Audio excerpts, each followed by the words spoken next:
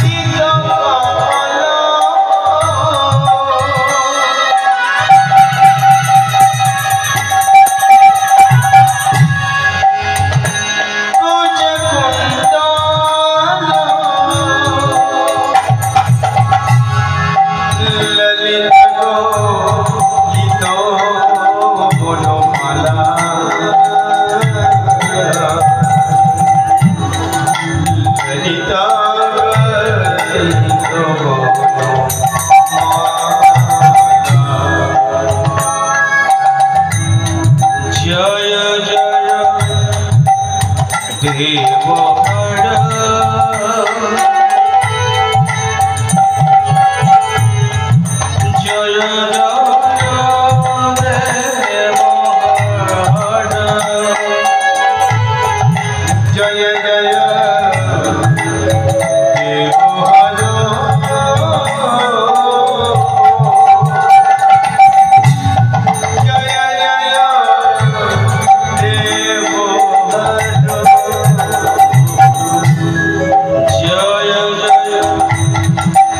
দেব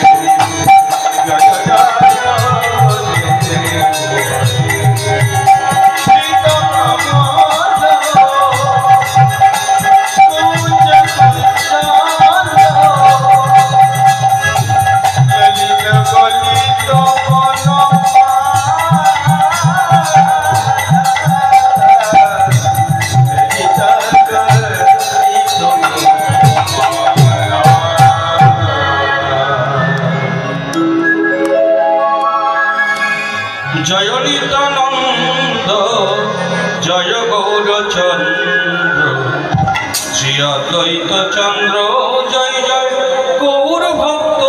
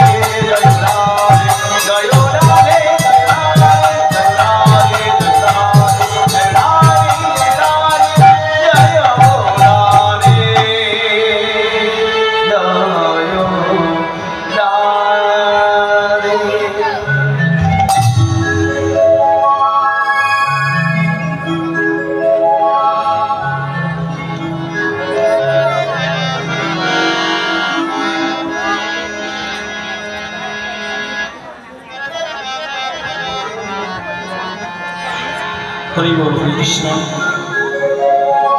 जय राधे श्याम जय गुरु हरि बोल ममत हरिवास प्रेमेर हरिवास और भक्तिर हरिवास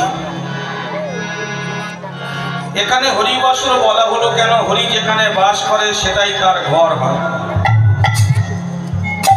সেটাই তার আশ্রয় সেটাই তার মন্দির হয়। আজকের এখানে অগণিত ভক্তের পদার্পণ আর অনন্ত কোটি গোবিন্দের অপ্রাকৃত লীলা মাধুর্য রসের মাধ্যম দিয়ে যে আনন্দ প্রকাশ পাওয়া যায় সেটা অমৃতময় স্থান বলা হয়। আজকের দিনের জন্য, আজকের সময়ের জন্য এইখানটা সেই স্থানটা নয়, আজকের এই মধুর বৃন্দাবন স্থাপিত হয়েছে। হরিনামে আসাও তো যেমন ভাগ্যের ব্যাপার, হরিনাম শ্রবণ করাও তো তেমন ভাগ্যের ব্যাপার, আবার হরিনাম বলাও তেমন ভাগ্যের ব্যাপার। ডিপার্টমেন্ট আলাদা আলাদা ভাগ আছে। সবার ভাগ্যে হরি কথা শুনতে পায় না, সবাই হরি কথা বলতে পারে না, সবাই হরিবাসরে আসতে পারে না, টাইম নেই। ভগবান বললেন যাদের টাইম নেই তাদের যেন সারা জীবনটাই টাইম না থাকে।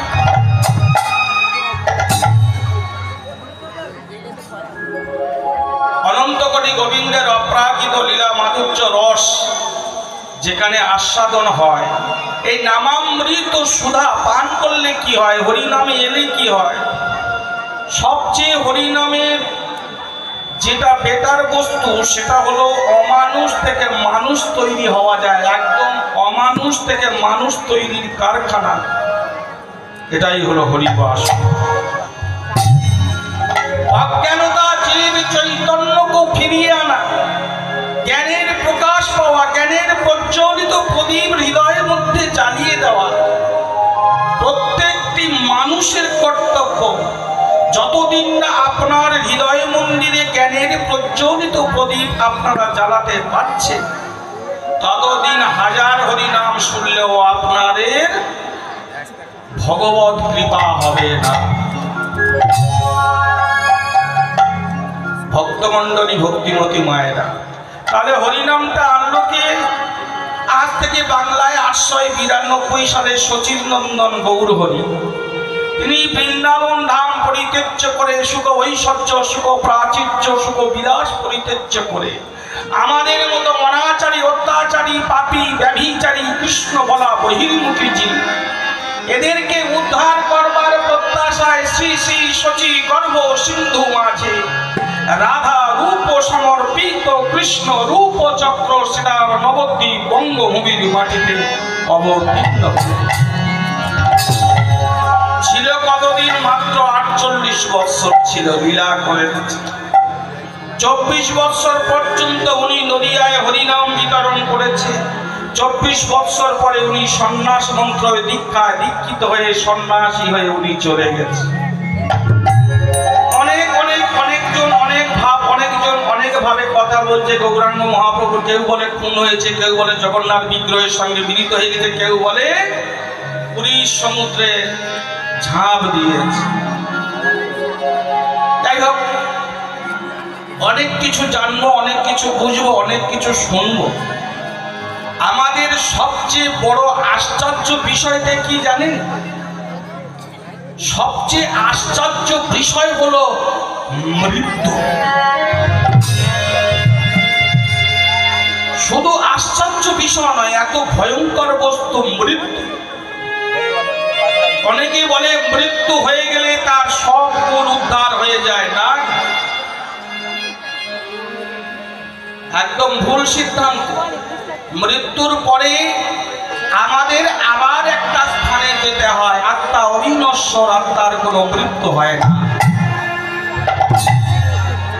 অতএব ভব যন্ত্রণা তোমার ভোগ করতে হবে। ভক্তমণ্ডলী, ভক্তিমতী মায়েরা, তাহলে আমরা জানবো মৃত্যুকালে, মৃত্যু বার্ষিক যেটা আমরা ক্রিয়া কার্য শ্রাদ্ধ করি,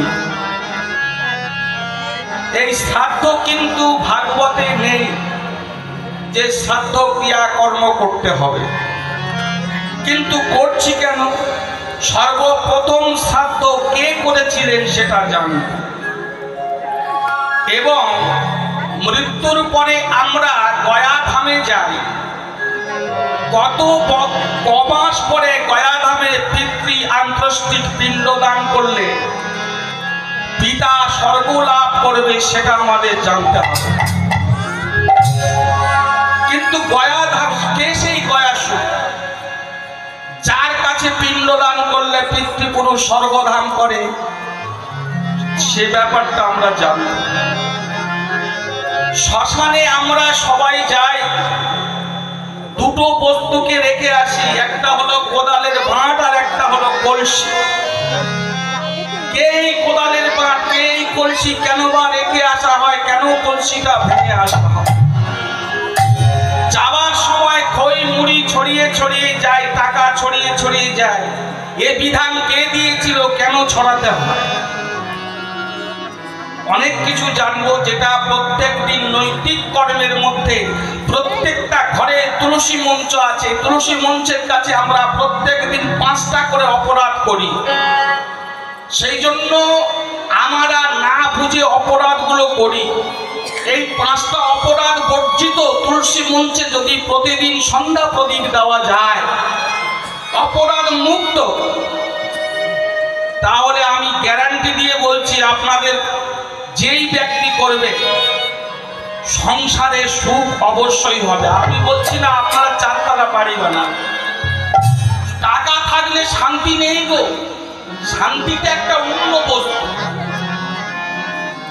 তাহলে সেই 5টা অপরাধ কি জানবো। তবে সবকিছু জানার আগে আমাদের ছোট্ট করে একটু গৌরচন্দ্রীকে আস্বাদন করতাম, কেননা তিনি হলেন কলিকালের পিতা গৌরাঙ্গ মহাপ্রভু। পিতা মাতাকে বাদ দিয়ে যেমন অন্য কর্ম করা যায় না, সেই কর্ম সঠিক হয় না। হাজার ছেলে উকিল, ব্যারিস্টার, হাকিম যাই হোক না কেন, পিতা মাতা যতক্ষণ একটা কর্মের আদেশ না দিচ্ছে, আর পুত্র যদি পিতা মাতাকে না জানিয়ে সেই কর্ম করে, সেই কর্ম সাকসেসফুল হয় না। তেমনি কীর্তন জগতে আমরা কীর্তনিয়া, কীর্তন যদি